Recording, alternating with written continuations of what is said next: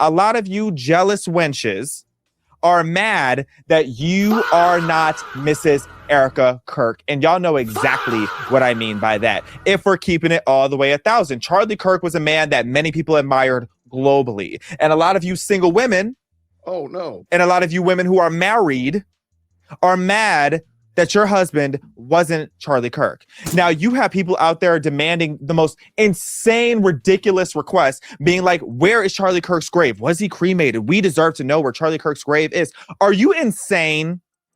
Are you actually insane? If I were Erika Kirk, see, here's the thing. If I were Erika Kirk, I would be dragging y'all. I love that she is sweet. I love that she is classy. But if I were Erika Kirk, I would go and put on some Nicki Minaj, Charlie Kirk's favorite rapper. I would put on mixtape era Nicki Minaj, get fueled up, get on camera, and read all of you wenches for filth. I would be clearing the way with a lot of you wenches because a lot of you have lost your mind. You've lost the plot and you are absolutely delusional. Her husband is who you wish was your husband as you go home to a gay man. A lot of you people are mad at Erika Kirk because you are going home to a gay husband.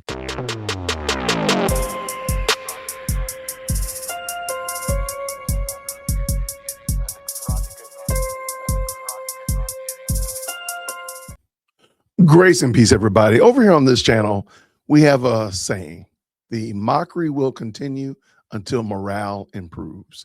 And we don't take the left seriously at all. We believe in mocking them. We believe in making fun of them. We believe in strong jokes, crass jokes. We believe in that here because we don't believe that playing kid gloves and being kind and coddling the West, the left, has been beneficial to our cause. We've capitulated far more than they have matured and grown up. So therefore, we're going to mock you. We're going to make fun of you. We are going to scorn you. And today we have, oh my gosh, we got nephew over here, and my goodness, in the morning, respectfully, Xavier, he understood the script. He understood the homework assignment. With no further ado, let's go. Shout out to respectfully, Xavier. Cousins, let's get into some tea today because a lot of you wenches have a lot to say about Erika Kirk in the press. And you know what? Every single day of my life, I feel like I am being harassed at this point, whether it's in person or online. People are constantly asking me if I will do an episode or at bare minimum a TikTok about Erika Kirk and the allegations against her. So today we're finally having that discussion because enough is enough. Be sure to like, comment, share, subscribe. Give us a 5-star review on Spotify. Welcome to Respectfully.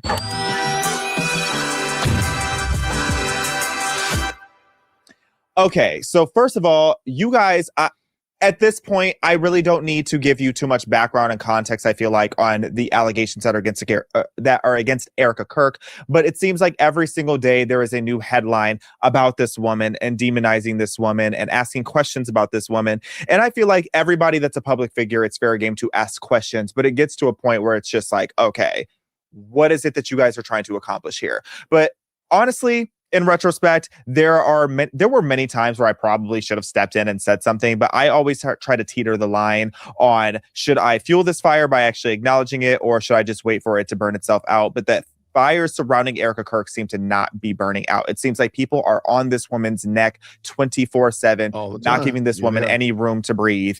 And it's honestly draining. It's draining for me as somebody to watch it. I can't imagine what it is that this woman is going through in her day-to-day life as she's trying to take over a company. She's trying to keep her husband's legacy alive, and she's trying to maintain her sanity as a woman that is now raising 2 kids on her own. But the video that finally set me over the edge, particularly the reaction to the video that is now setting me over the edge, is this video right here from the Fox Correspondents' Dinner. I just want to go find you. Beautiful gown, by the way. Now, look, everybody was on Erika Kirk trying to say that she was being too dramatic. Why is she crying? Why was she there? All of these different questions. First of all, why was she there is a really stupid question to ask in the first place, because why would she not be there? This is the Fox Correspondents' Dinner. It's a dinner at the White House. It's all about celebrating free speech, where you're seeing people put their swords down for the first time, or for like you know what I'm trying to say, like putting their swords down and for once, a very rare occasion, coming together and having a conversation. Now, before making this video, Erika Kirk actually just released today a whole video where she is addressing so many of the different narratives about her, I'm assuming. And I have not watched it yet. I want to watch it live with you guys. And we're going to do that after I say what I have to say about Erika Kirk before we even get into that video. But what I'm really tired of is people acting like I'm really tired of people acting like Erika Kirk crying was her being dramatic. It's like, let's put yourself in her shoes. The shoes of anybody in that room, first of all. If you hear that there's an active shooter and you're hearing the commotion, you hear gunshots, you're at an event with the president of the United States who has had multiple assassination attempts that were very real and very close calls happening, where people that were in the room, you know, or around President Trump have ended up losing their lives, even though Trump survived.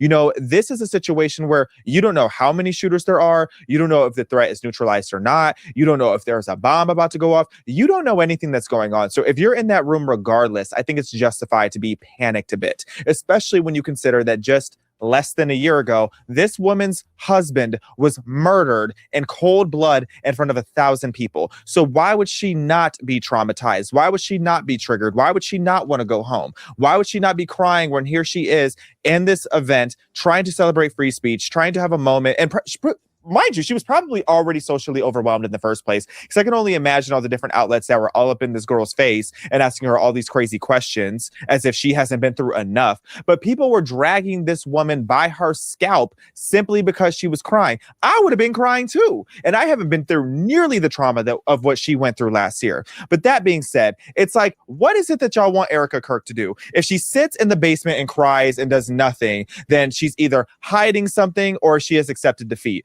If she's out in public carrying on her husband's legacy, then she's doing too much and she's on a world tour and she wants to be a pop star. If she cries, she's dramatic. If she doesn't cry, she's a literal murderer. If she gets angry, then she's acting. And if she sheds forgiveness, she's a terrorist. It's like every single day, y'all have something to say about this woman and it's getting out of control. And you guys are saying that you're doing it in honor of Charlie Kirk. How dare you? How dare you do that? How dare you people, and you know who you are. And a lot of you are going to be asking, well, what about this? What about that? Oh, we're going to get into it. We're going to get into the tea. Trust. But if we're going to get into the tea, let's keep it all the way 1,000. If we're keeping it all the way 1,000, a lot of you wenches are just jealous that you're not Mrs. Erika Kirk. Shut up. If we're keeping it all the way 1,000, a lot of you jealous wenches are mad that you are not Mrs. Erika Kirk. And y'all know exactly what I mean by that. If we're keeping it all the way 1,000, Charlie Kirk was a man that many people admired globally. And a lot of you single women, and a lot of you women who are married are mad that your husband wasn't Charlie Kirk. Now, you have people out there demanding the most insane, ridiculous requests, being like, where is Charlie Kirk's grave? Was he cremated? We deserve to know where Charlie Kirk's grave is. Are you insane? Are you actually insane?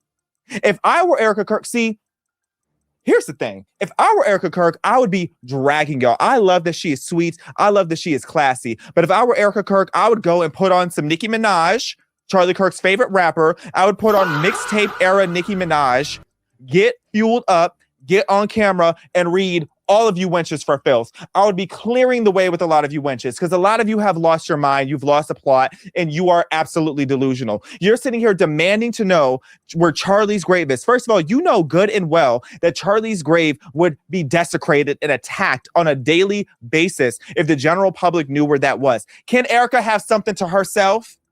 Because clearly y'all are mad that Erika had her husband to herself. If I were Erika Kirk, I would not let you wenches even know what color socks Charlie Kirk liked to wear. I wouldn't tell y'all anything about her husband, because you people are so insane, absolutely insane, thinking that you are entitled to this information.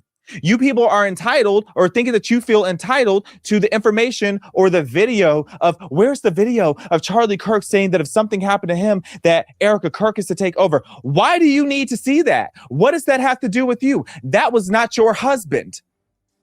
And a lot of you are mad at Erika Kirk because at the end of the day, her husband is who you wish was your husband as you go home to a gay man. A lot of you people are mad at Erika Kirk because you are going home to a gay husband. And that is an objective truth that a lot of y'all don't want to have the receipts put out about.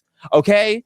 You need to stop coming for her. You need to get off of her neck. You need to get out of her face because enough is enough. If I were Erika Kirk, I would be reading you wenches for filth. This is why some of you people that are mad at Erika Kirk weren't even invited to the Kirk wedding.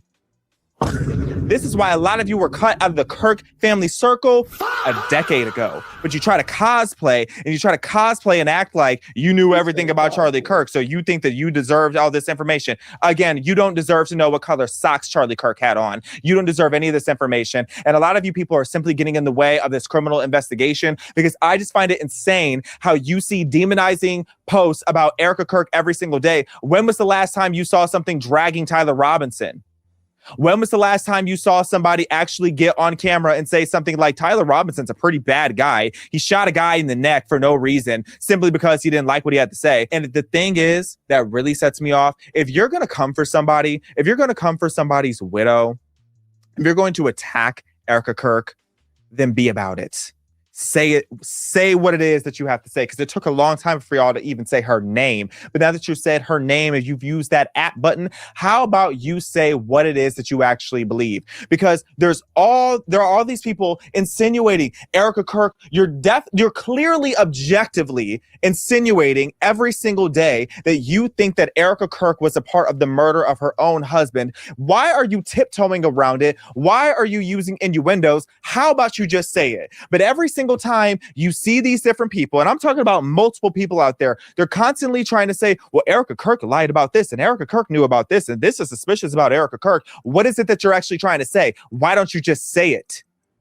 If you think that she killed her husband, why are you lying when then people clock you and say that that's what you're saying? You're like, oh, I never accused her of saying that. I never accused Erika Kirk of being a part of the murder. But then every single thing that you say is implicating exactly that. Say what it is that you're on her case about then. I'm so sick of these, I'm not touching you, ass theatrics. You're calling for her to be arrested. You're calling for her to be interrogated. You're saying that the FBI needs to look into her. About what? What is it that you're looking for? What are the receipts that you want to see? Okay, because you guys are making up all these different narratives, and every single day y'all are coming up with something to say about this woman, but you actually don't have any receipts. And it's so frustrating to me because I can't stand when I almost take the bait on something. There was something that I almost took the bait on, and I did a deeper look into it, which really didn't even take that long to debate or to debunk. And it was people going out and say that Erika Kirk was banned from Romania for sex trafficking. Are you insane? So when I first heard that and I first saw the whole debrief on it, I was like, oh my goodness, what's going on here? I have questions. Not that Erika Kirk is entitled to answer any of these questions, but then you go and you look, where are the receipts? There are no court documents or record or press or anything of the sort that insinuates or says directly that Erika Kirk was banned or had some kind of nefarious scandal in Romania. That is so easily debunked. Yet this is a narrative that y'all are pushing. In fact, y'all are going as far as saying that Erika Kirk was a part of some kind of human trafficking situation and that she was partnered with Epstein. It's I'm so tired of y'all taking the real struggle that some of these people went through when it came to the Epstein situation and just conflating that to everything that you can possibly think of. You take the most random issues on planet Earth and you try to just conflate it all and curate all this information and say that has to do with Epstein. And I just find it funny how some of the same people trying to say that Erika Kirk has human trafficking allegations, y'all are the same ones that love Andrew Tate. Uh-oh. If we're keeping it all the way 1,000, who still has cases pending against him. And I'm not saying Andrew Tate is a human trafficker, but I'm just saying that if it comes out and it gets confirmed that he was, or that he is, I'll just sip my tea. And then some of you wenches try to get out there and say that Erika Kirk is a clout chaser. And here, first of all, I live in Los Angeles. I live in Beverly Hills. I know a clout chaser when I see one. I'm surrounded by them all the time. I see them. The signs are clear. And if you have any kind of discernment whatsoever, you can tell both in the DC world and the LA world if somebody is just simply trying to get proximity and access to power. And Erika Kirk never gave that. She never gave that. I met this woman. I met her one time before Charlie's assassination, and I got to speak with her in person one time after that. And that is not at all the vibe that Erika Kirk is giving. And then people's credibility for that is they talk about the fact that Erika Kirk was on a reality show at one point, and it was some kind of dating reality show. It's okay, and what about it? Erika Kirk's a beautiful woman. There was an opportunity there. why wouldn't she take it? Okay. And that's another reason that a lot of you are mad at her. People are so mad when they see a beautiful woman cook. If Erika Kirk was a chopped hoe, if Erika Kirk was not cute and beautiful, I don't think there would be nearly as many narratives out there about her. That's Erika Kirk, she was young, or she still is young, but back then she was very young. She was in her 20s. She was a hot girl. She was a hot girl and saw a hot girl opportunity laid out in front of her. So why would she not take it? Why would she not go in there? And when I say hot girl, not to be confused with the city girl, because the city girl is outside in them streets. Erika Kirk, Mrs. Erika Kirk was a woman of God, like she was sent here to be. And she would go home to her husband and go home to her children. And that's what she did once she got married. You didn't see her on reality TV after she got married and after she met Charlie Kirk and had a wedding that certain people weren't allowed to come to. Ooh. A lot of you are mad that Erika Kirk lived her life in her 20s and was a beauty pageant girl. And honestly, I'll be the one to say it. Y'all are such haters. Y'all are jealous of Erika Kirk. So let me be the one to declare it. Erika Kirk, come get your baddie chain, girl. Erika Kirk, you deserve your baddie chain. You do. Because at the end of the day, you ended up scoring the man that a lot of these girls wanted. Okay? Erika Kirk deserves her baddie chain. She is standing on business. And you know what? I respect Erika Kirk for the fact that she is not cowering away. She has all these different narratives about her, all these different people coming for her, all these people spreading so many lies and so much propaganda about her. And still she rises. And still she gets on stage. And still she gets on camera. And still she puts on her beautiful gown, gets her hair done, puts her makeup on, and she gets out there and she runs an empire. She is continuing to build and expand the legacy and the empire that her late husband built. Erika Kirk. Woo! It's an evil world we live in. Let's go, nephew. Let's go. Was a part of the foundation of Turning Point USA, and she continues to remain a part of the foundation of Turning Point USA. And that, in my book, warrants a baddie chain. So Erika Kirk, come get that baddie chain, girl. You deserve it. You deserve your tens. You deserve your flowers. And I want you to keep your foot on these wenches' necks. And I don't even know what she said yet in this video, but I know she came for blood because I know my sis is tired. I know she is tired of y'all playing on her top. And then you people try to get out there and say that, oh, Erika Kirk was so evil. She's demonic. Look at her eyes. Have y'all never seen piercing blue, beautiful eyes before? I looked Erika Kirk right in the eye. This was in December of last year. So this is a couple months after what happened to Charlie. And she and I had a beautiful conversation. And when I looked her in the eye, I'm like, okay, this is what people are misinterpreting on camera. This is a beautiful woman, blue eyes that are piercingly gorgeous. And she has smeared mascara sometimes, or just in general speaking, the piercing blue eyes, if it wasn't for the fact that she was distressed and angry, she wouldn't look ferociously angry. And people are like, oh, she looks so evil. You would look angry and evil too if your husband was murdered. And then you have people trying to say that you were a part of the crime.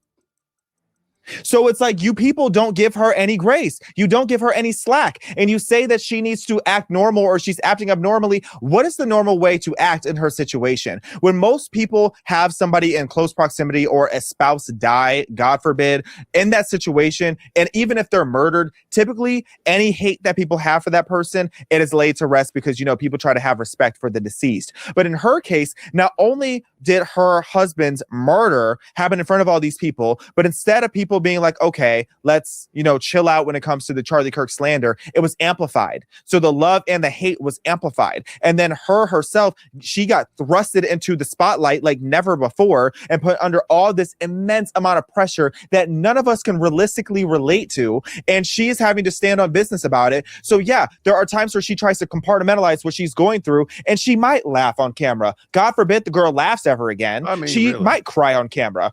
Sounds pretty understandable when your husband gets murdered. She might look stoic on camera. That's probably her trying to keep it together. So yeah, it's like no matter what emotion or what expression this woman has, y'all always have something crazy to say about her. Put some respect on Mrs. Erika Kirk's name. Mrs. Erika Kirk is the T.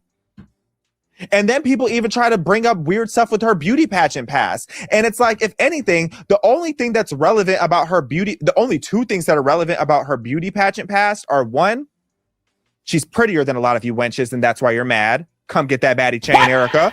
And the second part is it explains why some of her reactions to certain things feel a little theatric. And what I mean by that, because I have a lot of friends that have been in the beauty pageant world, and there's just something about like the psyche of it and, you know, just the training and like it's a very different kind of world. And when you're high level in the beauty pageant world, like Erika is, everything is overly expressive. And it doesn't mean that it's any less genuine. That's just naturally how she is. That's like how a lot of Italians are very like expressive with their hands. It's literally just how it's coded into their DNA. When you are a beauty pageant girl, it is very common for, you know, when you're somber, you're very somber. When you're happy, it's very visible. When you're sad, it's very visible. And when you are pissed off, you'll get that Erika Kirk glare sometimes. And that's all the tea. That's all the tea that it's about that. So all that to say, that's how I feel about Erika Kirk. When it comes to the stuff of her past, the majority of the narratives that y'all are saying about her past are irrelevant or debunked. And when it comes to her future, she's doing exactly what it is that she needs to do. Oh, and I should have said this earlier, but one of the other things that bothers me about the whole Erika Kirk thing is people are trying to make it seem like this woman was just hogging the spotlight for months and months and months. No, what happened was there's a difference between the internet being oversaturated and her actually being overexposed. Erika Kirk did not do nearly as many media like press hits as people tried to make it seem like. People tried to make it seem like this girl was on every single outlet, like she was running for office and like she was in everybody's face talking about like, you know, her husband's assassination. That is not the case. It's just the clips, every time she would be on a clip of something, it would go very viral and people have talked about her so much, it makes it seem like she's been out there all the time. But no, Erika Kirk has barely done exactly what we're about to react to. She's barely gotten on camera and really aired out her piece. But the one thing I wish Mrs. Erika Kirk would do differently and is I just wish that she would listen to Nicki Minaj, get angrier, and read all these punches for filth. She's so classy, though, and she is such a God-fearing Christian woman. But oh my goodness, do I wish she would get ghetto just for 10 minutes. Just 10 minutes. Put that hair in a high pony. Put some hoops on and clear switches. And Erika Kirk, if you don't want to do it, just let me know. Girl, just send me Erika Kirk. If you want me to curse anybody out, just send me a thumbs up. Just send me a thumbs up on the DM. And ideally an @ of who you want it to be. But I can probably guess who it is. Erika Kirk, if you need me to curse anybody out, I'll do it for you. I will. I'll do it for you. And I will do it for Charlie. But that being said, let's see what Mrs. Erika Kirk has to say. It seems to me well that done, nephew. Nothing will ever be enough for the evil in this world. Our country has become unrecognizable. These people have perverted the truth to the point that they motivated the murder of my husband. They have continuously tried to assassinate the president. And anyone who stands in their way is labeled hateful, racist, fascist, and every other trigger word that is grossly dishonest. Quick pause. I'm just going to reiterate again. Y'all wouldn't hate her nearly as much if she wasn't pretty. Ooh. If her face card wasn't T, a lot of you would not be as obsessed with her as you actually are. I just want to clock that because the pretty girls, the hot girls, the girls with the baddie chain, they are the ones that end up going through the most slander. I just want to clock that. That's suspicious. We want the best for our country. They don't. This is why Charlie started Turning Point USA in the first place. He didn't trust the radicalized liberal teachers. And this past Saturday, it was a school teacher, of all people, a school teacher that attempted to change our history for the worst with bullets. Says a lot. And everyone is asking why I even went to the White House Correspondents' Dinner. And it was because many of the journalists in that room have attempted to dehumanize me. And I wanted to meet some of them face to face, quite frankly. Yep. Why have a conversation about me when you can have a conversation with me? Period. So, for example, Period. A journalist from the Daily Mail came up to me. She introduced herself and she was very gracious. She was saying, "You look so beautiful. I'm so sorry for your loss." But are you? To which I replied, "It is so nice to put a name to the face, especially with all the slander, the lies, accusations that are out there surrounding my husband's murder and myself." And I said to her, "You know what's so interesting? This is my first time at the White House Correspondents' Dinner. And I find it so fascinating, the dynamic that is going on right now, because everyone is all dressed up. and you guys are commingling in and out of each other's cocktail parties. And so for one night, you are able to put aside all of your differences for the sake of freedom of speech. And then by Monday morning, things will go back to being an absolute bloodbath between all of you. To which she replied, literally, she said, I know. Isn't it special, right? Isn't tonight so special? Pause. You know, Erika Kirk is so real for this because this is one of the things that I point out to people all the time and they're gagged when I say it.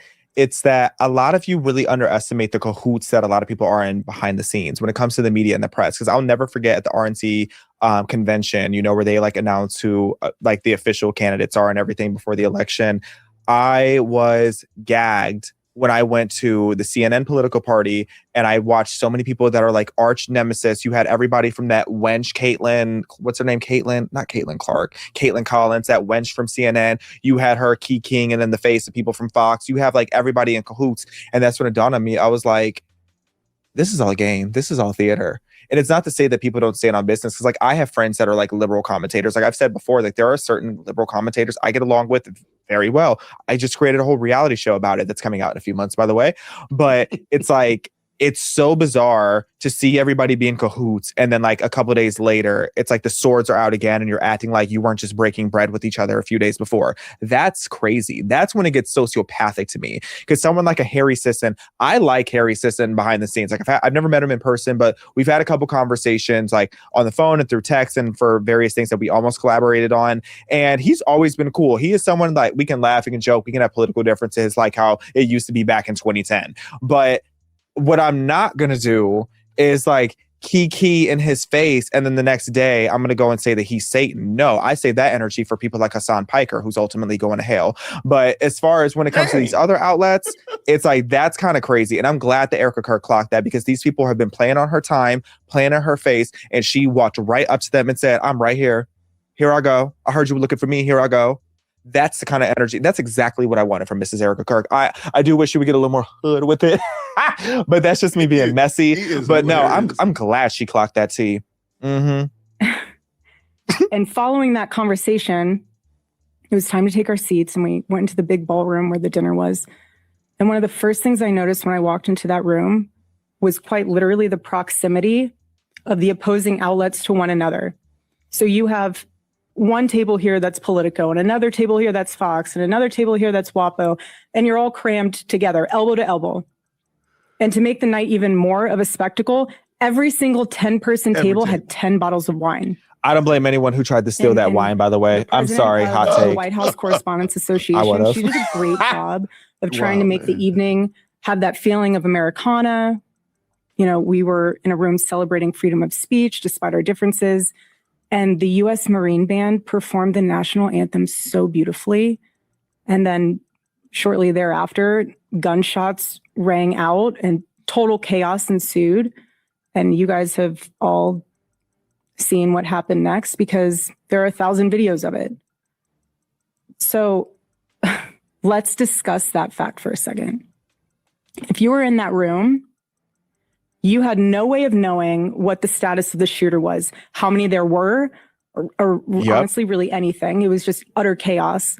And so during an active shooting, these journalists are using their phones to find moments to capture for clips. They were so concerned about getting a video in a room with an active shooter that they could have accidentally and quite literally filmed themselves being shot. Yeah. Many of those people have become so desensitized that fight or flight became secondary to the opportunity of putting themselves into the story, which ironically breaks the number one rule of journalism. And again, ironically enough, the shooter was a teacher. You have these people who are supposed to be teaching our children the future of this country, and he's so unhinged that he is able to teach children by day and then attempt to murder the president of the United States by night. And in his manifesto, he starts by contextualizing himself by saying, I am a citizen of the United States of America. And while we may have big problems with illegal immigration in this country, I have to tell you, we have an even bigger problem when it comes to the systemic indoctrination and radicalization of our own citizens. Yep. She's clocking tea. This is what got my husband killed. This is what has led to 3 legitimate attempts on President Trump's life. I'm pretty sure it's 5 now.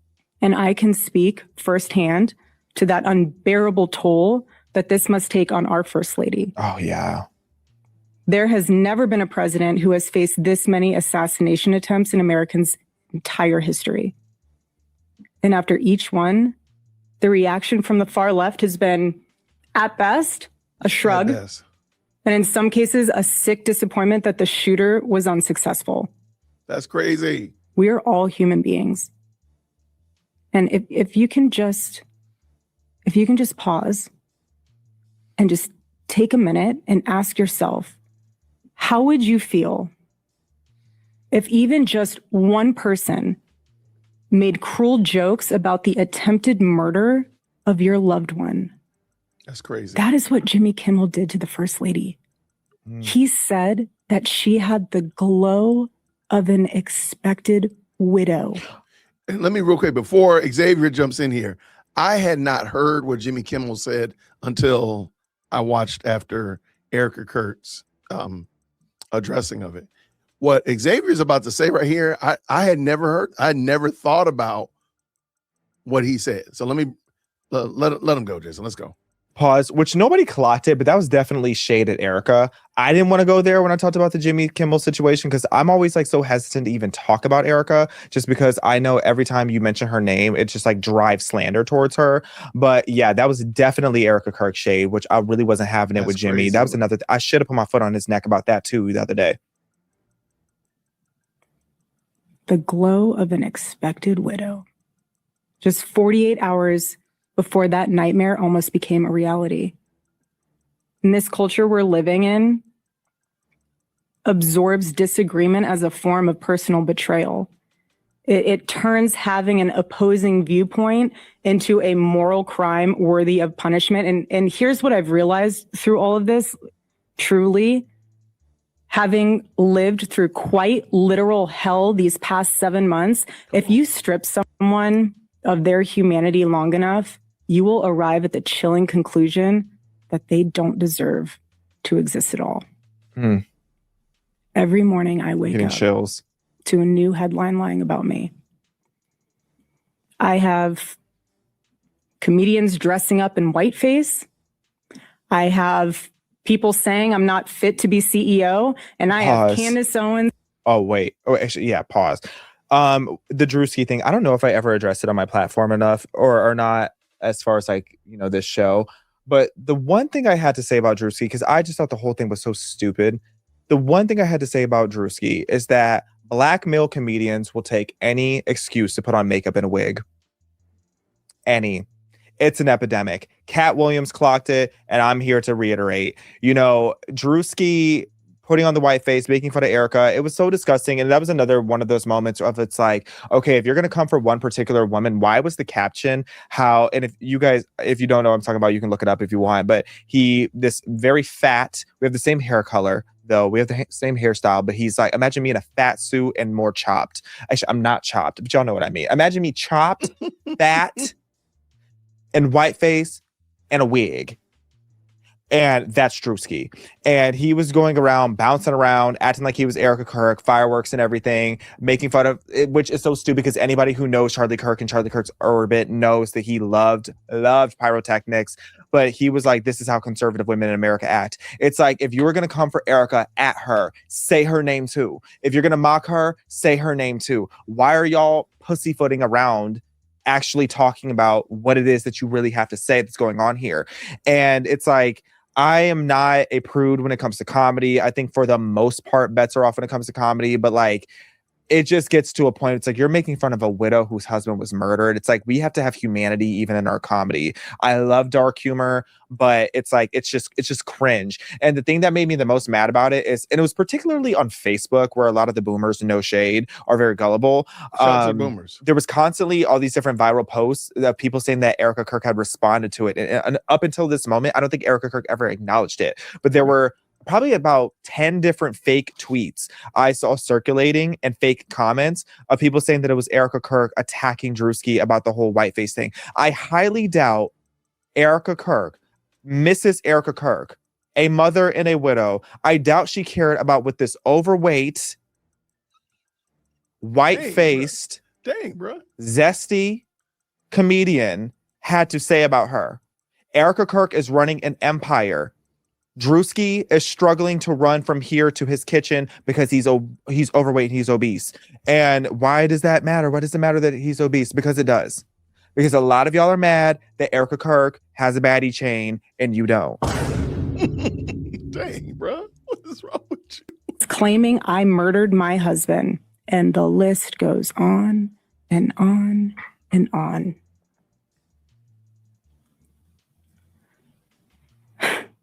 There is a serious epidemic of dehumanization plaguing this country. The most unthinkable tragedies have now become commonplace in our daily headlines, and yet the media finds a way to conveniently explain away violence. Yeah. This is what we're up against. Pause. That's exactly what we were talking about on Tuesday on the show, you guys. We were just talking about how the media is doing a very good job of they will frame manifestos and they will frame political violence in a way to try to justify it. They'll make it seem like, oh, you're resistance, like Hamas. They'll say, oh, this was them standing up against fascism. It's like, no, you were trying to murder people because they thought differently from you. Let's not sugarcoat it. Let's not, try to persuade anybody. Let's call it what it is. If you're going to be about it, be about it. Don't just try to gaslight all of society because you have no tolerance for people that disagree with you. Political violence is objectively one-sided. I said what I said, changed my mind. You can't. Yeah. This no way around that. is what we're up against. What is happening right now is something none of us can afford to ignore. The evil forces working to divide us, to distract us, and to pull us apart has never been stronger. Islam. This is a moment for Americans to come together and decide what kind of country we are going to be before we lose our country altogether. Yeah. In Romans chapter 12, verse 21, it says, do not be overcome by evil, but overcome evil with good. And this is why my husband created Turning Point USA, so we could have civil discourse and debate and open dialogue, because when we stop talking to each other, bad things happen. I am choosing to fight for America, for my children, for your children, and for our humanity, because we all need to do our part. And by the grace of God, we will succeed, and America will remain what she was always called to be, a shining city on a hill, a light to the world. So let me give you a perfect example of how it's done. My husband did it best and left us the blueprint on how to have uncomfortable conversations with those who disagree. Buckle up, everybody. Here we go.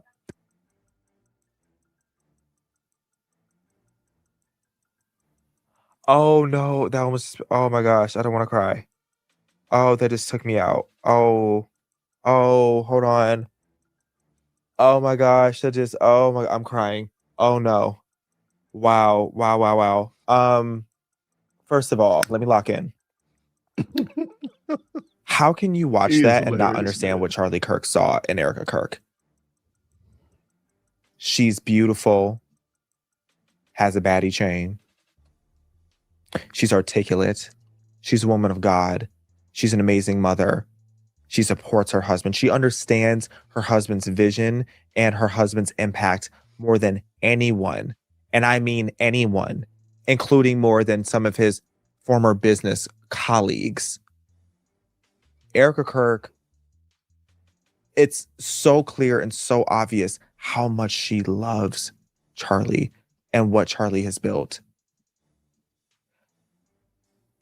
And I regret that I took this long to finally say something. It's all good, nephew. About the hell y'all have been giving that woman.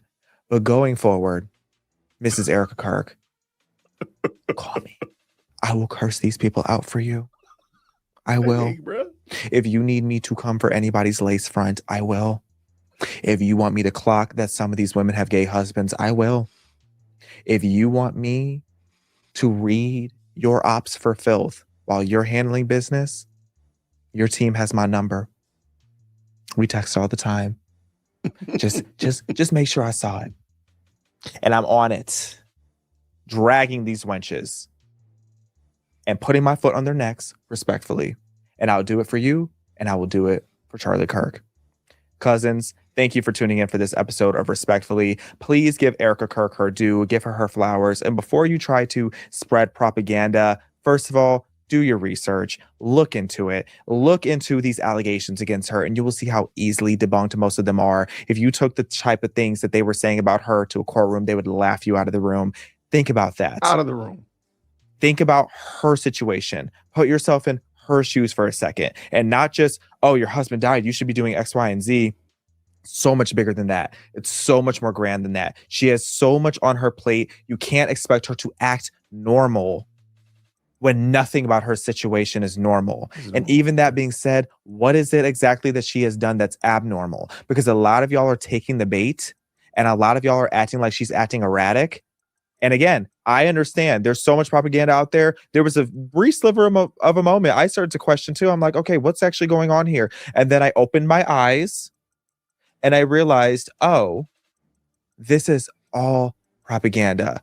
And it's propaganda to the point where I just know there is some entity that's involved. Everything in my gut and in my spirit tells me that there is somebody funding the hatred and the disdain and the propaganda that's against Erika Kirk, because really this woman has done nothing crazy. Nothing within context is that abnormal that she has ever said or done. So leave this woman alone. And Erika Kirk, we love you here at PragerU. Cousins, thank you for tuning in. Be sure to like, comment, share, subscribe, and I will talk to you soon. Okay, that was Respectfully Xavier. Shout out to him. Hey, nephew brought that noise. He brought it for sure. He brought it. And I just thought it was good. I do think that we do need to push back against this foolishness. These people aren't we need to push back with some clarity and responsibility, but we do need to hold these people accountable. We do need to push back. So shout out to Xavier. I appreciate it. Let me know what you thought about it down in the comments below. I appreciate y'all. And until next time, grace and peace. Thank you so much for tuning in to another episode of the JWhit Podcast. If you enjoyed today's show, please do me a favor and hit me up with that 3-piece special. Like the video, subscribe, and of course, share it with somebody who would also enjoy this type of content. And make sure you leave a comment, because I do pin the best comments to the top. So thank you so much for tuning in today. And until next time, everybody, grace and peace.